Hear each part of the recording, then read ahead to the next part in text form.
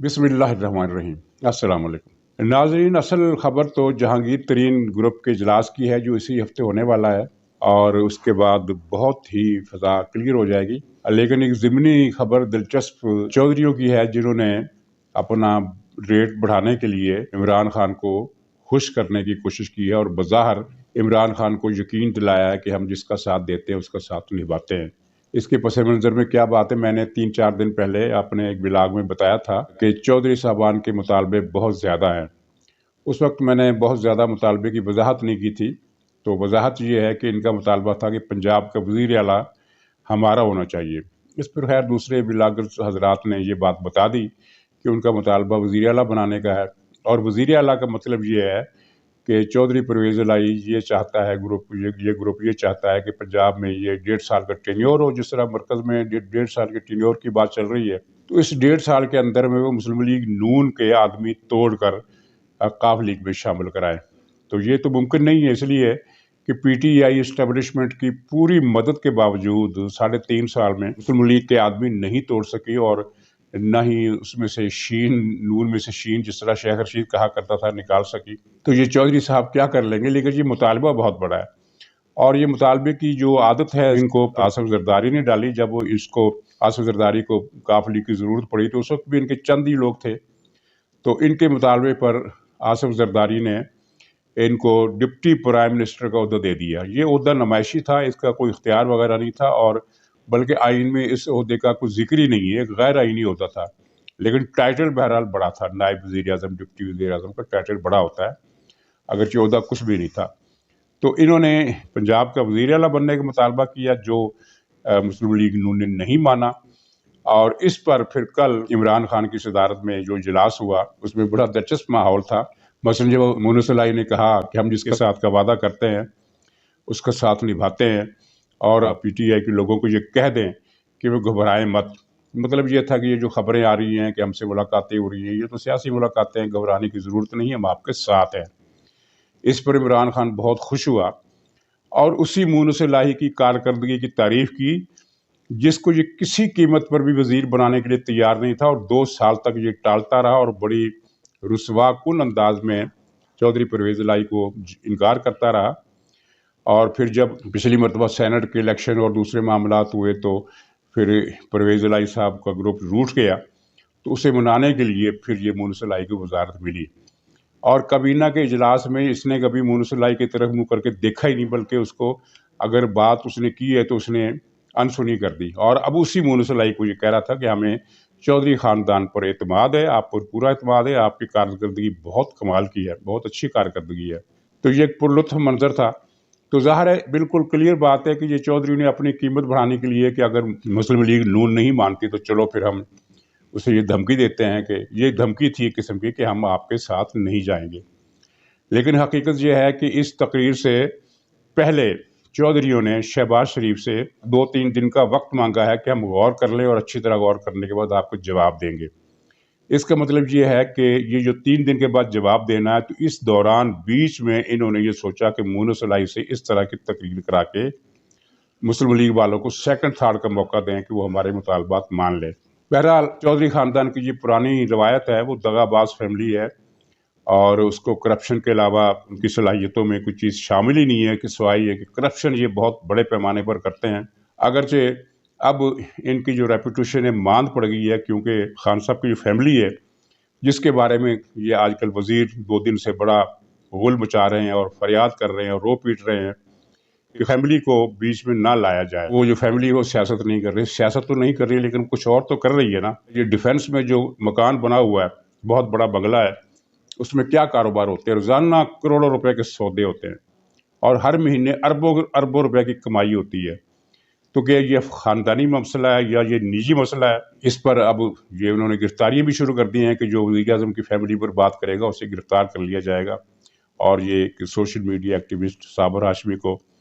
इसी इल्ज़ाम में गिरफ्तार कर लिया गया है, जो नहायत काबिल मज़म्मत और शर्मनाक मामला है, क्योंकि पीटीआई के जो सोशल मीडिया सेल के लोग हैं वो तो इतनी गंदी गंदी और गलीज़ गालियाँ देते हैं कि उसको उनको पढ़ा भी नहीं जा सकता। किसी को दोहराना तो बहुत बड़ी बात है। नंगी माँ बहन की और ऐसे ऐसे तरीक़ों से ऐसे ऐसे इल्ज़ामात کہ جن کو سن کر انسانیت شرما جائے، ان کے خلاف تو ایف آئی اے نے کوئی کارروائی نہیں کی، اور ان کے خلاف صابر ہاشمی کے خلاف۔ خیر یہ ایک بات کی بات ہے۔ تو یہ چودھری فیملی کو اس بات کا شاید علم ہے یا شاید نہیں ہے کہ گنتی ان کے بغیر بھی پوری ہے۔ یہ میں آپ کو بالکل ذمہ داری کے ساتھ بتا رہا ہوں کہ گنتی پوری ہے۔ کچھ معاملات ہیں جو ان دنوں میں طے ہو جائیں گے، اور گنتی پوری ہونے کے حوالے سے ایک دو دلچسپ باتیں جہانگیر ترین گروپ کے حوالے سے میں بتانا چاہتا ہوں، جو ہمارا پروگرام کا اصل موضوع ہے۔ لیکن اس سے پہلے ایک چھوٹی سی بات کہ وفاقی حکومت کے 5 وزیر مسلم لیگ نون سے رابطے میں ہیں، اور اگر مسلم لیگ نون ان کو یہ وعدہ کر دے، ان سے یہ وعدہ کر لے کہ آپ کو ہم ٹکٹ دیں گے، تو وہ کل ہی وزارتیں چھوڑ دیں گے۔ لیکن مسلم لیگ نون ابھی تک اس بارے میں کوئی فیصلہ نہیں کر سک رہی کہ ان کو ٹکٹ دینے کا وعدہ کرنا ہے یا نہیں۔ اور اس میں یہ بات تو خیر میں پہلے بھی بتا چکا ہوں کہ 5 وزیر شامل ہیں، لیکن مزیدار بات جو ہے وہ یہ ہے کہ ان 5 وزیروں میں سے 3 وہ ہیں جن کو حسن کارکردگی کا انعام ملا ہے، یعنی ٹاپ 10 وزیروں میں یہ 3 وزیر شامل ہیں۔ اور یہ بات جو ہے یہ عمران خان کے لیے ظاہر ہے بہت ہی ان کا سر کھجانے والی صورتحال پیدا ہو جائے گی ان کے لیے، کہ جن کو انہوں نے حسن کارکردگی کا تمغہ دیا، ٹاپ 10 میں شامل کیا ہے، ان میں سے بھی 3 وزیر جو ہیں وہ نواز شریف کے ساتھ، مسلم لیگ نون کے ساتھ رابطے میں ہیں۔ اور اگر مسلم لیگ یہ فیصلہ کر لے کہ جو لوگ ٹکٹ مانگ رہے ہیں ان میں سے زیادہ نہیں، کوئی 10-12 کو ہی وعدہ کر لیے جائے، 10-12 سے ہی وعدہ کر لیے جائے، کیونکہ ایسے ارکان کی تعداد 20 سے زیادہ ہے، تو ان میں سے 10-12 کے ساتھ اگر وعدہ کر لیا جائے تو 5 پلٹ سکتا ہے۔ اب یہ فیصلہ کرنا بہرحال مسلم لیگ نون کا کام ہے، کیونکہ میرٹ ڈی میرٹ کی تفصیل ان کے پاس ہے، ہمارے پاس نہیں ہے۔ وہ یہ بہتر فیصلہ کر سکتے ہیں۔ انہیں یہ بھی دیکھنا ہوگا کہ جس آدمی کو ہم ٹکٹ دینے کا وعدہ کریں گے، وہاں سے مسلم لیگ کا کوئی وفادار پہلے سے الیکشن جیتنے کے پوزیشن میں ہے کہ نہیں، یہ چیز بھی تو دیکھنی پڑے گی۔ اور جہانگیر ترین گروپ کا اجلاس اسی ہفتے ہونے والا ہے، اور اس کے لیے ترین صاحب نے اپنی پارٹی کے ان لوگوں کو ہدایت دے دی ہے کہ آپ نے اس دوران پاکستان سے باہر نہیں جانا، اور جو 2-3 کے بارے میں اطلاع ہے کہ وہ پاکستان سے باہر ہیں، تو ان کو انہوں نے یہ اطلاع کر دی ہے کہ آپ فوراً پاکستان واپس آ جائیں۔ فوراً سے مراد یہ ہے کہ 1-2 دن میں واپس آ جائیں۔ مطلب یہ ہے کہ 1 ہفتے کے اندر اندر اجلاس ہونا ہے، اور اس اجلاس میں فیصلہ کیا جائے گا۔ اگرچہ رپورٹیں آ رہی ہیں کہ ترین گروپ کے کچھ لوگ یہ کہہ رہے ہیں کہ ہمارے پاس یہ بہت اچھا موقع ہے کہ ہم عمران خان سے صلح کر لیں، کیونکہ عمران خان کو ہماری ضرورت ہے، اور اس ضرورت کو ہم کیش کرا سکتے ہیں۔ لیکن جہانگیر ترین نے انہیں یہ جواب دیا ہے کہ جو کیش، جب یہ معاملہ ہماری صلح ہو جائے گی، جب وہ ہمیں استعمال کر لیں گے، تو اس کے بعد تو عمران خان کی حکومت اتنی مضبوط ہو جائے گی کہ پھر وہ ہمیں چھوڑے گا نہیں۔ چنانچہ غالب رائے جو ہے وہ مخالفت کی ہے، اور کہا یہ جا رہا ہے کہ یہ جو اخبارات میں آپ نے خبریں دیکھی ہوں گی، اور کچھ سوشل میڈیا پر بھی آپ نے سنا ہوگا کہ ان کے ارکان کی تعداد 40 ہے۔ لیکن جو میری بات ہوئی ہے کچھ ایسے حلقوں سے جن کا جہانگیر ترین گروپ کے اندر تک رابطہ ہے، وہ کہتے ہیں کہ 40 نہیں ہیں، 26 ہیں۔ ان میں سے 6 ارکان قومی اسمبلی ہیں، اور باقی صوبائی اسمبلی کے ارکان۔ اس کا مطلب یہ ہے کہ اگر 6 ارکان اپنے فیصلے پر یہ ڈٹ جاتے ہیں اور مخالفت کا اعلان کرتے ہیں، تو تحریک عدم اعتماد کے لیے یہ ان کی کمی پوری نہیں ہو سکتی، کیونکہ فرق ہے 15 ارکان کا۔ تو یہ تو صرف میں یہ بتا رہا ہوں کہ صرف جہانگیر ترین گروپ پر انحصار نہیں کیا جا سکتا، اگرچہ صورتحال بدل بھی سکتی ہے۔ بدلنے سے مراد یہ ہے کہ جہانگیر ترین گروپ کے کچھ مزید ایم این اے شامل ہو جائیں، اور جو شامل ہو سکتے ہیں، کیونکہ جو 20 ارکان مسلم لیگ نون کے ساتھ رابطے میں ہیں، وہ ان میں جہانگیر ترین گروپ کا کوئی آدمی نہیں ہے، ان میں سے کچھ لوگ ترین گروپ میں جا سکتے ہیں۔ تو یہ بہرحال 6 ارکان کی صورتحال تو ہے، اور جہانگیر ترین کو اس بات کا بھی اندازہ ہے کہ اس وقت عمران خان کس ڈیسپریٹ پوزیشن میں ہے۔ پچھلے ہفتے آپ نے یہ خبر سن لی ہوگی کہ عمران خان نے ایک وزیر کو بھیجا جہانگیر ترین سے ملنے کے لیے، گویا کہ منت سماجت کرنے کے لیے۔ تو جہانگیر ترین نے ان سے ملاقات کی، اس وزیر صاحب سے، اور کہا کہ نہیں، اب فائدہ کوئی نہیں ہے بات کرنے کا، تو کیونکہ اب بہت دیر ہو چکی ہے، یعنی اب میں کم سے کم اس فیصلے پر پہنچ چکا ہوں کہ عمران خان کا ساتھ نہیں دینا ہے، اور تحریک عدم اعتماد کا ساتھ دینا ہے یا نہیں دینا ہے یہ فیصلہ وہ اجلاس میں کریں گے، لیکن عمران خان سے الوداع کا فیصلہ جو ہے یہ پختہ ہے، یہ اس وزیر کو بتا دیا گیا۔ یہ 4 دن پہلے کی بات ہے۔ اور کل کی بات یہ ہے جو اس سے بھی زیادہ آگے کی ایڈوانس بات ہے، وہ یہ ہے کہ عمران خان نے پھر ایک وزیر کو بھیجا منت سماجت کے لیے، لیکن جہانگیر ترین نے اس وزیر سے ملاقات ہی نہیں کی اور باہر سے ہی لوٹا دیا کہ جناب ملاقات نہیں ہو سکتی۔ یعنی پچھلی مرتبہ ملاقات کی لیکن جواب دے دیا، انکار کر دیا، یہ کہہ کر کے بات اب بہت آگے بڑھ چکی ہے، بہت دیر ہو چکی ہے، اور کل ملاقات سے ہی انکار کر دیا۔ گویا کہ جہانگیر ترین گروپ کے بارے میں اگر کسی کو یہ خوش فہمی ہے کہ وہ اجلاس میں عمران خان کی حمایت کا فیصلہ کرے گا تو یہ ممکن نہیں ہے۔ اس کی ایک وجہ تو یہ جو نظر آ رہے ہیں حالات یہ ہے، اور دوسری کامن سینس کی بات ہے کہ اگر جہانگیر ترین گروپ عمران خان کے ساتھ کھڑا ہو کر تحریک عدم اعتماد کو ناکام بنا دیتا ہے تو ظاہر سی بات ہے کہ اپوزیشن جو ہے وہ 6-7 مہینے کے لیے تو خاموش ہو جائے گی، اس کے حوصلے پست ہو جائیں گے اور عمران خان کی حکومت بہت مضبوط ہو جائے گی، اور اس دوران اسے وہ وار کرنے کا موقع بھی مل جائے گا آسان اعتماد کے ساتھ۔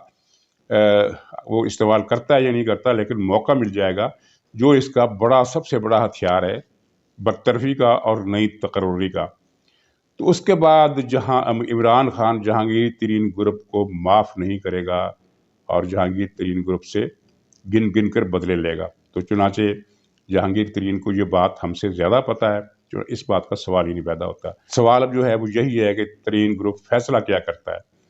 فیصلہ اس نے یہ نہیں کرنا ہے کہ عمران خان کا ساتھ دینا ہے یا نہیں دینا، فیصلہ یہ کرنا ہے کہ تحریک عدم اعتماد میں ایکٹیولی اپنا کردار ادا کرنا ہے یا نہیں، یہ فیصلہ۔ اور امکان یہ ہے، بلکہ باخبر لوگوں کی خبر یہ ہے کہ فیصلہ کر چکا ہے، لیکن کچھ چیزوں کو ظاہر ایک قسم کی سودے بازی کا جو چارٹر ہے وہ بنے گا، اور یہ اتنا واضح ہے کہ جہانگیر ترین جو گروپ ہے، جہانگیر ترین صاحب جو ہیں وہ نفع نقصان کے بارے میں زیادہ حقیقت پسند ہیں، اور وہ ایسے مطالبات نہیں کریں گے جو مسلم لیگ نون یا پیپلز پارٹی کے لیے یا اپوزیشن کے لیے پورے کرنا مشکل ہوں۔ تو یہ اس ہفتے اجلاس ہے، اور اطلاع ابھی تک کی وہی ہے جو کل تک کی تھی، جو پرسوں تک کی تھی، کہ فروری کے آخری دن جو ہیں وہ بہت ہی اہم اور فیصلہ کن ہو سکتے ہیں۔ اور شیخ رشید کا کل کا بیان آپ اگر پڑھیے تو اس میں یہ انہوں نے کہا ہے کہ چودھری گروپ ہمارا ساتھ نہیں چھوڑیں گے، یعنی اس نے یہ نہیں کہا کہ ترین گروپ اور چودھری گروپ ہمارا ساتھ نہیں چھوڑیں گے، بلکہ صرف چودھریوں کا نام لیا ہے۔ اس کا مطلب ہے کہ جہانگیر ترین گروپ کے ارادوں کے بارے میں شیخ رشید کو بھی اندازہ ہے۔ ناظرین، آخر میں پختونخوا کی جو بلدیاتی انتخابات میں دوسرا مرحلہ ہوا ہے اس پر 2-3 فکرے۔ پہلی بات تو یہ ہے کہ دوسرے مرحلے میں بھی تحریک انصاف کو شکست ہوئی ہے۔ یہ کل 66 سیٹیں تھیں، جن میں جے یو آئی نے 23 سیٹیں لی ہیں اور پی ٹی آئی نے 19 یا 20۔ وہ 20 کا دعویٰ کر رہے ہیں، لیکن ایکچولی ان کی ایک سیٹ وہ زیادہ بتا رہے ہیں، اور دوسری پارٹیوں نے 20 یا 21۔ مطلب یہ ہے کہ ضمنی بلدیاتی انتخابات کے دوسرے مرحلے میں 60 میں سے 40 سیٹوں پر پی ٹی آئی ہاری ہے، پی ٹی آئی کو شکست ہوئی ہے۔ یہ بہت بڑی شکست ہے۔ البتہ وہ جس چیز کو کیش کرا رہی ہے وہ ڈیرہ اسماعیل خان کا الیکشن ہے، جہاں میئر کا الیکشن پی ٹی آئی کے وہ گنڈا پور نے جیت لیا ہے، اور وہ جیسے جیت لیا آپ کو پتہ ہے کہ ایک تو بہت زیادہ رقم بانٹی گئی، اور دوسرا یہ کیا گیا کہ ایک ایک گلی میں جا کر لوگوں کو یہ اطلاع دی گئی کہ اگر میرا امیدوار ہار گیا، یہ علی امین گنڈا پور کی میں بات کر رہا ہوں، کہ اگر میرا امیدوار ہار گیا تو پھر اس علاقے کی شکل بگاڑ کر رکھ دوں گا۔ ظاہر ہے گلی محلے کے کام ہوتے ہیں، لوگ ڈر گئے، اس طرح اس نے الیکشن جیتے ہیں، لیکن ٹھیک ہے اس سیٹ پر وہ جیت گئے ہیں۔ لیکن دوسرے مرحلے میں بھی جس طرح کہ پرویز خٹک نے کہا تھا کہ اگر ہم نہ جیتے تو پھر ہمیں اپنی پارٹی کا مستقبل جو ہے اس سے ہاتھ دھو لینا چاہیے، اور وہ نہیں جیت سکی، ہار گئی ہے۔ 60 میں سے 40 سیٹوں پر ہار گئی ہے، 23 پر جے یو آئی جیت کر پہلے نمبر پر آئی ہے۔ باقی دوسری پارٹیوں نے لی ہیں، جس میں سے 7 اے این پی نے لی ہیں، 3 جماعت اسلامی نے لی ہیں، اور 3 مسلم لیگ نون نے لی ہیں، 1 جدو پیپلز پارٹی نے لی ہیں، اور کچھ آزاد ہیں۔ اور یہ بات پھر میں دہرا رہا ہوں کہ 60 میں سے 40 سیٹوں پر پی ٹی آئی شکست کھا گئی ہے۔ اور آخر میں چلتے چلتے یہ اطلاع کہ عمران خان نے پچھلے ہفتے مسلسل اجلاس کیے اور اداروں سے مطالبہ کیا کہ شہباز شریف، خواجہ آصف اور جہانگیر ترین اور احسن اقبال، ان چاروں کو میں ہر صورت میں جیل میں دیکھنا چاہتا ہوں، اور لیکن ان کو یقین دہانی نہیں ملی۔ اداروں نے تو خیر صاف انکار کرنا ہی تھا، لیکن جو سول ایجنسیاں ہیں وہ اس کے سربراہ جو نئے جن کو یہ بڑے چاؤ سے لائے تھے بریگیڈیئر صاحب، وہ بھی تأمل کر رہے ہیں کہ کیسے پکڑیں، اور ان کی ٹال مٹول کے بعد پھر عمران خان نے جہانگیر ترین سے منت کرنے کا فیصلہ کیا 2 مرتبہ، جو ناکام ہوا۔ اب ہو سکتا ہے کہ دوسری ناکامی کے بعد یہ پھر سے آرڈر دے کہ جہانگیر ترین کو بھی پکڑو۔ شہباز شریف کے بارے میں ان کو بڑی امید ہے کہ 18 تاریخ کو، آج سے 3 دن بعد، جب فرد جرم لگے گی تو ان کو گرفتار کر لیا جائے گا۔ میرا خیال ہے یہ اس کی خوش فہمی ہے، اور خواجہ آصف کو اور احسن اقبال کو کس الزام میں پکڑیں گے، ان کی گرفتاری کا بھی کوئی سوال پیدا نہیں ہوتا، لیکن اس کی ذہنی حالت کا اندازہ لگائیے کہ یہ اب انتقامی کارروائیوں میں کس حد تک یہ جنون میں مبتلا ہو چکا ہے۔ لیکن اسے یہ یاد نہیں رہا کہ اس نے تو حکومت میں آنے کے بعد 100 اپوزیشن کے لیڈروں اور دوسرے درجے کے لیڈروں اور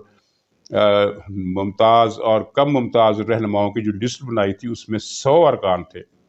نواز شریف سے لے کر شہباز شریف تک، اور اس میں پیپلز پارٹی کے لوگ بھی تھے، لیکن زیادہ مسلم لیگ نون کے تھے، فضل الرحمان گروپ کے بھی تھے۔ ان 100 میں سے ایک آدمی بھی اس وقت گرفتار نہیں ہے۔ جو گرفتار ہوئے تھے ان کی ضمانتیں ہو گئی، خورشید شاہ کی بھی ضمانت ہو گئی، اور اس پر جو ایک بڑا صدمہ ٹوٹنے والا ہے اسی ہفتے عشرے میں، وہ مریم نواز کی بریت کا ہوگا۔ جب یہ فیصلہ آئے گا تو اس کا دماغ پر یہ گولہ بن کر پھٹے گا، اور کچھ اندر پتہ نہیں ہے کہ اس کا ذہنی توازن کہاں سے کہاں نکل جائے۔ تو ناظرین، انشاءاللہ کل پھر ملاقات ہوگی، تب تک کے لیے اجازت دیجیے، خدا حافظ۔